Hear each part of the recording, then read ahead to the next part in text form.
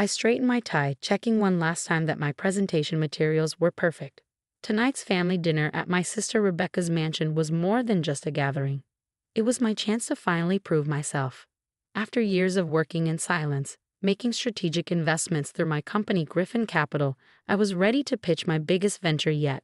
I just needed backing from Monarch Bank, where my brother-in-law, Marcus Williams, served as executive vice president. The irony wasn't lost on me. 10 years ago, Marcus had been the one to deny my first business loan, calling my ideas childish fantasies. Now he paraded around at every family function, reminding everyone how he'd saved my sister from her struggling family by marrying her. James, Rebecca greeted me at the door, air kissing my cheek. My little sister had changed since marrying into the Williams banking dynasty. The warm girl who used to defend me against schoolyard bullies was now more interested in social climbing than family loyalty. "You're looking professional," she said, eyeing my off-the-rack suit with barely concealed disappointment. "Marcus just got back from Milan. Wait till you see his new Italian suits." The dining room was a monument to new money trying to look old.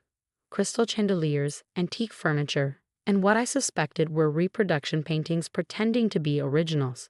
Marcus sat at the head of the table like a king holding court.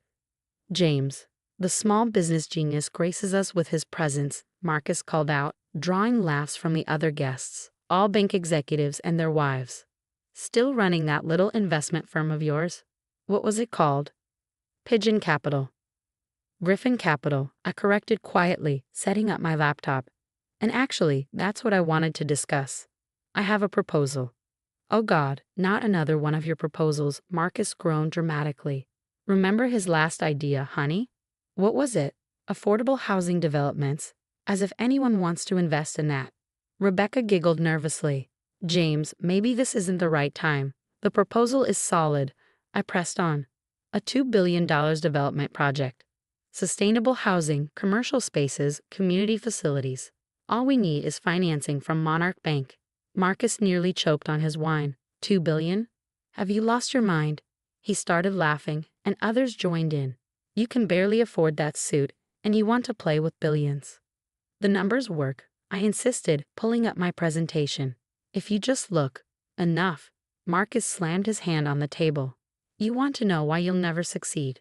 Because you don't understand how this world works. Real business isn't about helping people or building communities. It's about power. And you, dear brother-in-law, have none." He stood up, straightening his Italian suit. "Tomorrow morning, I'm presenting to Monarch Bank's board about our latest acquisition.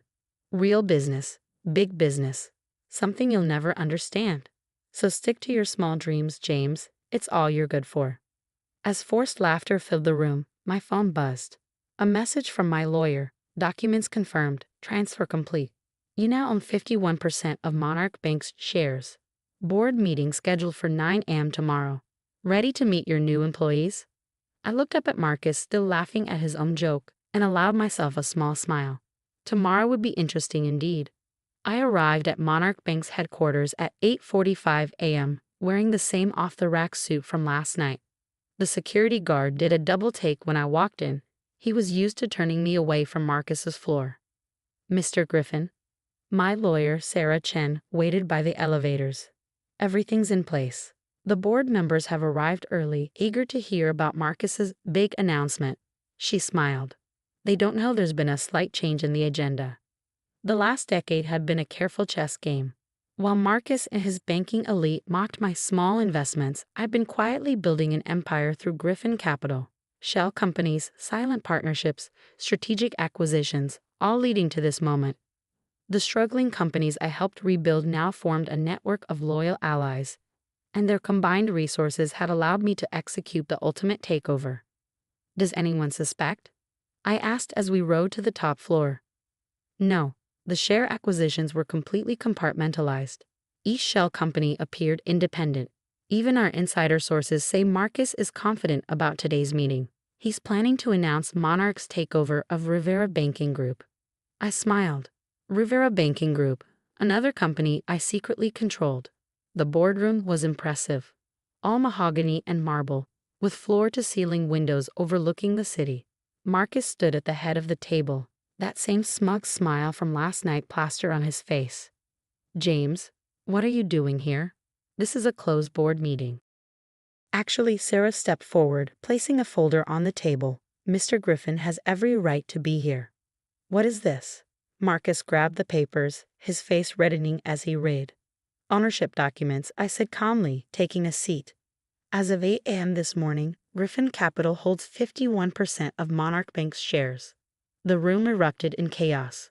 Board members grabbed copies of the documents, whispering frantically. Marcus's face had gone from red to white. Impossible. We would have known if someone was buying up shares. Would you? I pulled up a presentation on the boardroom screen. A web of companies and acquisitions, all leading back to Griffin Capital. You were too busy looking down on small businesses to notice them uniting under one banner. My banner. This is a trick, Marcus sputtered. The Williams family has controlled this bank for generations. Until you started making risky investments and alienating smaller clients, I countered. Did you think those clients had nowhere else to go? They came to me, Marcus. All those small dreams you mocked. They added up. The board members were nodding now, seeing the full picture. Marcus had been bleeding the bank with his aggressive expansion plans, while I'd been building a sustainable network of loyal customers and solid investments. You can't do this, he whispered. Rebecca. She's your sister. Yes, she is. And maybe now she'll remember what that means. I stood up, straightening my off-the-rack suit. By the way, your Rivera Banking Group takeover announcement? That won't be necessary. They already answer to me. The boardroom doors opened and Rebecca burst in, her face streaked with tears. Marcus, what's happening? Why is our account frozen? About that, I turned to my sister. We need to discuss some irregularities in Marcus's personal trading accounts. Significant irregularities. Marcus collapsed into his chair, his Italian suit suddenly looking like the costume it always was. All those years, he breathed. You were playing us. No, Marcus. I was just doing business, real business, something you never understood. The next few weeks were a whirlwind of audits, meetings, and revelations. What started as a takeover quickly turned into a scandal as our forensic accountants uncovered years of Marcus's financial misconduct. Unauthorized trades, inflated assets, and personal expenses disguised as business costs. The prestigious Williams banking dynasty was built on a foundation of sand. I sat in my new office, formerly Marcus's, reviewing the latest audit reports when Rebecca stormed in. How could you do this to us? She demanded, slamming her hands on my desk. Do you know what people are saying? Our friends won't even take my calls. Your friends? I looked up at my sister. Or your husband's friends? What's the difference? Marcus gave me everything. A perfect life, status, respect. Respect? I stood up, walking to the floor-to-ceiling windows. Let me show you something. I pulled up security footage from last month's board meeting. Watch how your husband treated his employees, the ones who weren't important enough. Rebecca's face fell as she watched Marcus berating a junior analyst, mocking an elderly board member, dismissing valid concerns about predatory lending practices. This was your perfect life? I asked softly, standing silently while he bullied people, just like you stood silently at that dinner when he humiliated me. I didn't know what else to do, she whispered. After he helped pay for Mom's medical bills. I paid for those bills, I interrupted. Through one of my shell companies, Marcus just took the credit. Check your records. Rebecca sank into a chair, her designer handbag sliding to the floor. Why didn't you tell me? Would you have believed me? The brother with small dreams. The intercom buzzed. Mr. Griffin? The FBI agents are here about Mr. Williams's trading violations. Rebecca's head snapped up. FBI. James, please. He's still my husband. And you're still my sister. I sat beside her. That's why I've arranged for immunity in exchange for his cooperation. He'll face penalties and fines, but no jail time. The Williams family legacy might be over, but you won't have to see your husband in handcuffs. Why? She asked, tears streaming down her face. Why show mercy after everything he did? I handed her a framed photo I kept in my desk, us as kids, her standing up to bullies who were picking on her nerdy big brother. Because a long time ago, someone taught me that real strength isn't about having power. It's about how you use it. As Rebecca broke down crying, my phone buzzed with a message from the board. Marcus had agreed to resign. His last act would be to sign over his remaining shares. The Williams banking dynasty was officially over, but maybe, just maybe, the Griffin siblings could start healing. 1 year later, the sign on the building read Griffin and Partners Financial Group, a merger of Monarch Bank with my other companies. The marble and mahogany remained, but the atmosphere had changed completely. Junior employees no longer flinched when executives walked by, and the boardroom hosted regular meetings with small business owners and community leaders. I was reviewing a microlending proposal when my assistant announced an unexpected visitor, Marcus. He looked different, humbler in his department store suit, the arrogance gone from his stance. The immunity deal had saved him from prison, but his reputation in banking was finished. Most of his so-called friends had abandoned him the moment his empire crumbled. James, he nodded, standing awkwardly by the door. I came to sign the final paperwork. The divorce settlement. Rebecca told me, I replied, gesturing for him to sit. She said you're moving to Chicago. Small consulting firm. Very small. He attempted a weak smile. Ironic, right? All those dreams I mocked. Turns out they weren't so small after all. No, they weren't. He placed a folder on my desk, the last of his Monarch Bank shares being transferred as part of the divorce settlement.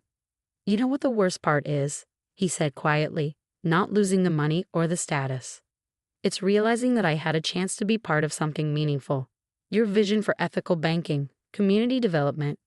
I could have been your ally instead of your enemy. Yes, you could have. Rebecca's happier now, he admitted. I see it when we meet with the lawyers. She's found her voice again. Started that children's charity she always talked about. The one you said was a waste of time. He winced. I deserve that. And a lot more. He stood up, straightening his modest tie. For what it's worth, I'm sorry. Not just for the dinner or the loans, but for everything. You were the better man, James. You always were. After he left, I walked through the office floors, watching my employees. Our employees, at work. The analyst Marcus had berated was now heading our community outreach program. The elderly board members' concerns about ethical banking had become our core philosophy. Rebecca's charity occupied the entire 10th floor, providing support for underprivileged children. My sister had found her purpose again, separate from designer labels and social climbing. Sometimes during lunch, we'd sit in my office and laugh about old times, slowly rebuilding the bond we'd lost. That evening, as I prepared for a board meeting, my assistant brought in a loan application. Small bakery downtown. Owner says she met you 10 years ago. I smiled, recognizing the name. It was the same woman who'd given me free coffee when I was struggling to build Griffin Capital, believing in my small dreams when everyone else scoffed. On the application, I wrote, approved, with compliments from the small dream believer. Sometimes the best revenge isn't about destroying your enemies. It's about proving them wrong by creating something they never thought possible. Marcus had been right about one thing. Business was about power. But he never understood that the greatest power lies not in what you can take from others, but in what you can help them build.